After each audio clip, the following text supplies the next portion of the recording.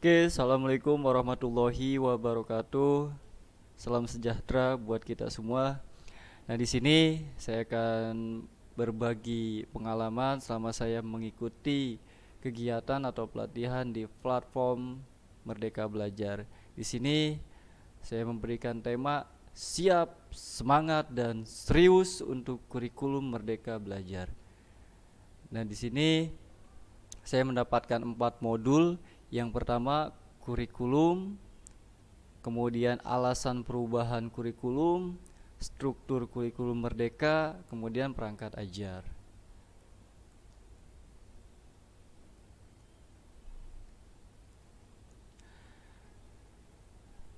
Di materi yang awal yaitu kurikulum. Apa itu kurikulum? Di sini kurikulum dapat dimaknai sebagai titik awal sampai titik akhir pengalaman belajar murid. Ada juga yang memaknai kurikulum sebagai jantung atau isi dari pendidikan, yaitu apa saja yang akan murid pelajari. Jika tidak ada jantung atau isi pendidikan, maka tidak ada yang memompa darah atau kosong.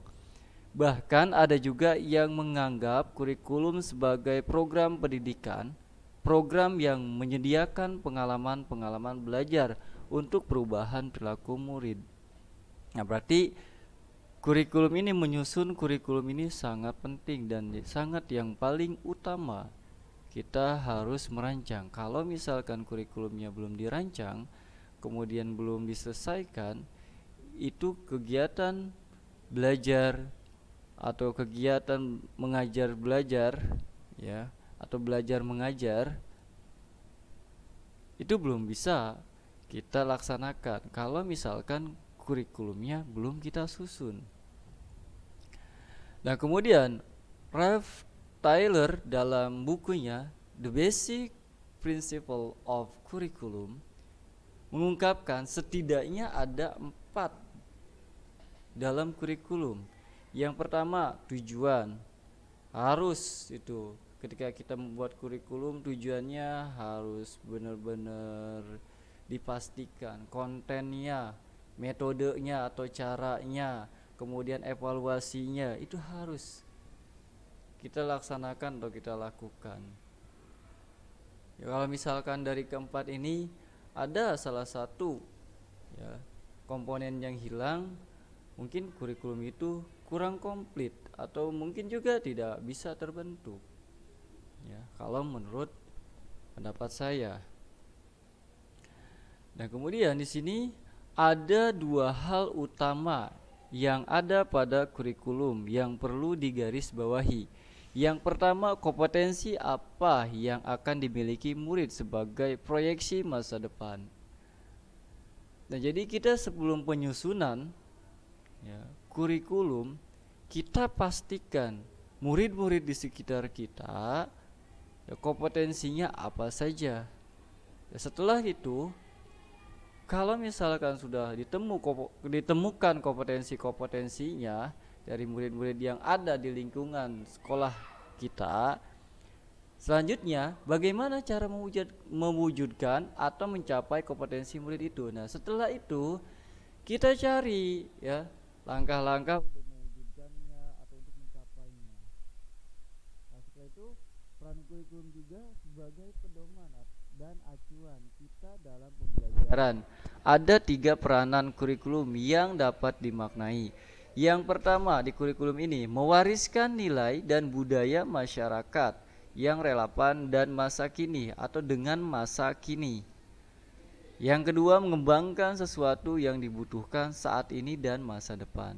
Kurikulum juga menilai dan memilih sesuatu yang relevan sebagai kontrol sosial, sementara fungsi kurikulum bagi guru adalah untuk memadu dalam proses belajar murid atau untuk memandu dalam proses belajar murid. Nah, di situ fungsi, ya, kurikulum bagi guru.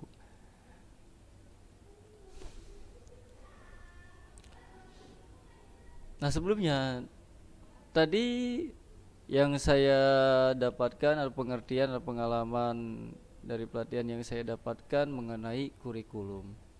Jadi sangat penting kurikulum itu kita buat dulu sebelum kita memberikan materi apa yang akan kita sampaikan.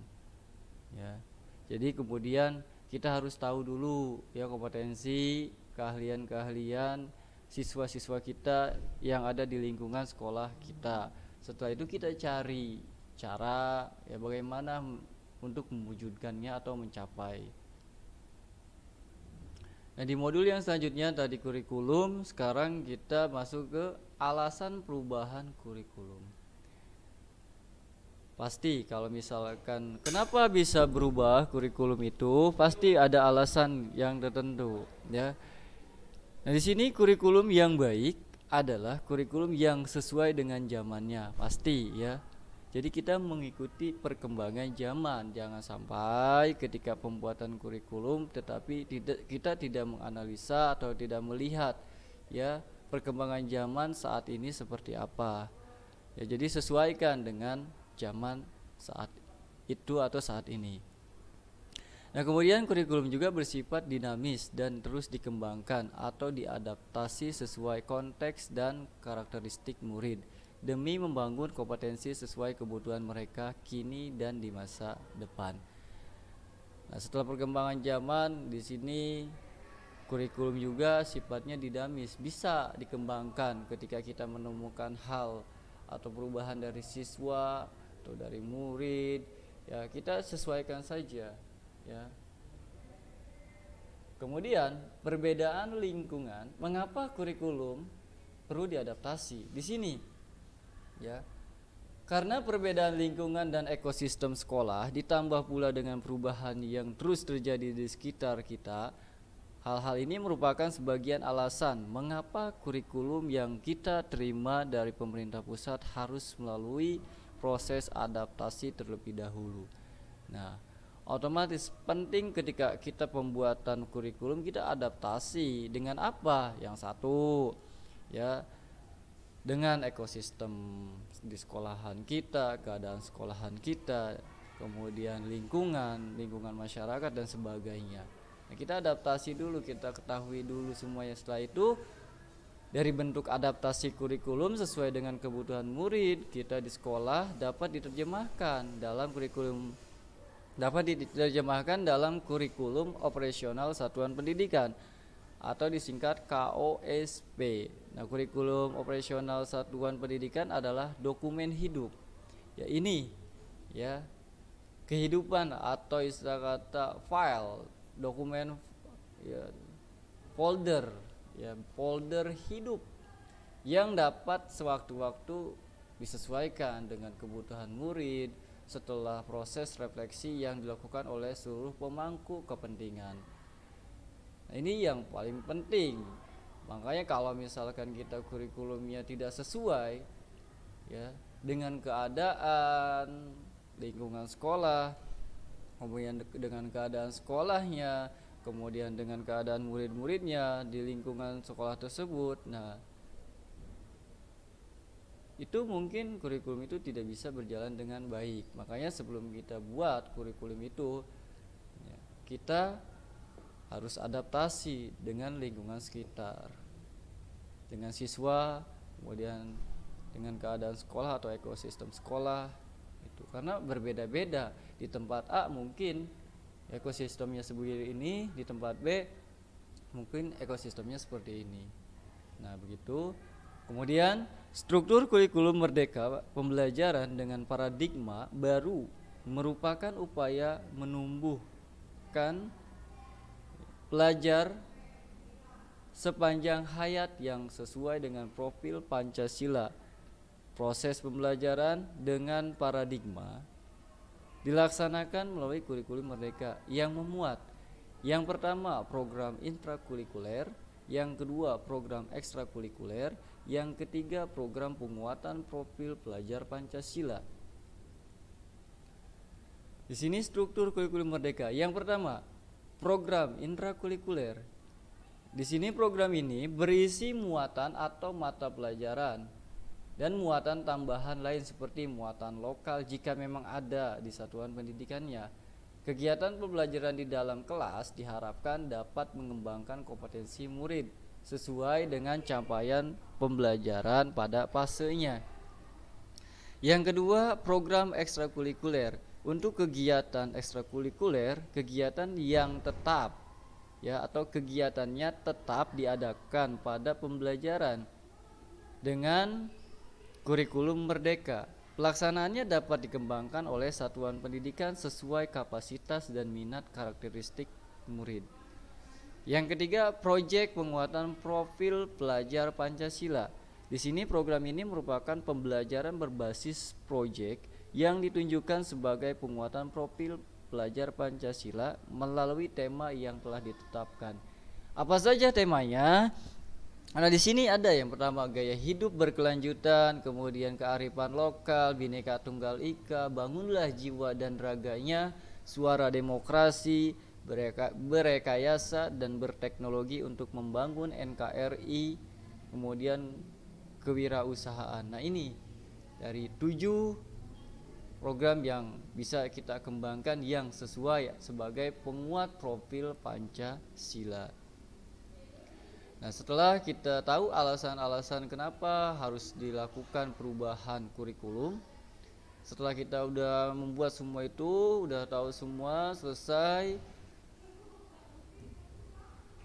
Yang selanjutnya itu perangkat ajar.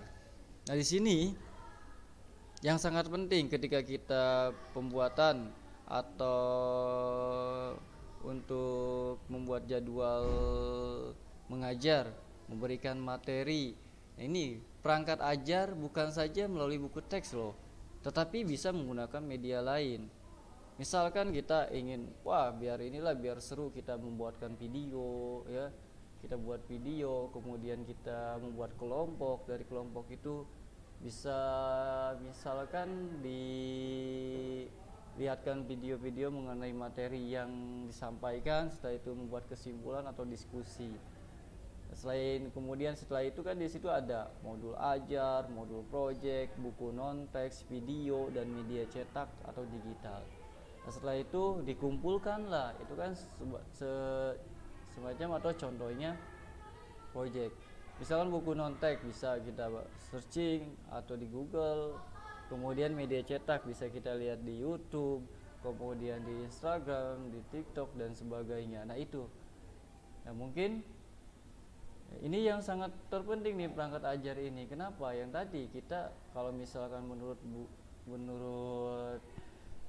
buku yang tadi kita baca atau kita jelaskan, nah di situ ya ada 4 komponen di dalam kurikulum. Salah satunya ya, di situ media atau cara pembelajaran. Nah, itu medianya seperti apa, kemudian cara mengajarnya bentuk apa, apakah di situ kita ngajarnya ceramah, memberikan video, apa langsung terjun ke lapangan, atau kita memberikan project ya untuk diselesaikan oleh siswa. Oke, mungkin itu saja yang bisa saya share atau saya bagi pengalaman saya selama ya melakukan kegiatan pelatihan di platform Merdeka Belajar. Ya, mudah-mudahan apa yang saya sampaikan bermanfaat. Ya, mohon maaf apabila ada materi atau penyampaian saya yang kurang jelas atau tidak sesuai. Ya, mohon apabila ada yang tidak sesuai silahkan berikan komentar.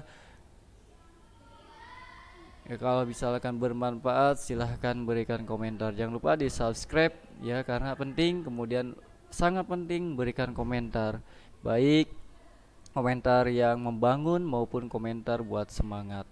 Oke, terima kasih. Kurang lebihnya salam semangat, salam semangat, salam semangat. Assalamualaikum warahmatullahi wabarakatuh. Selamat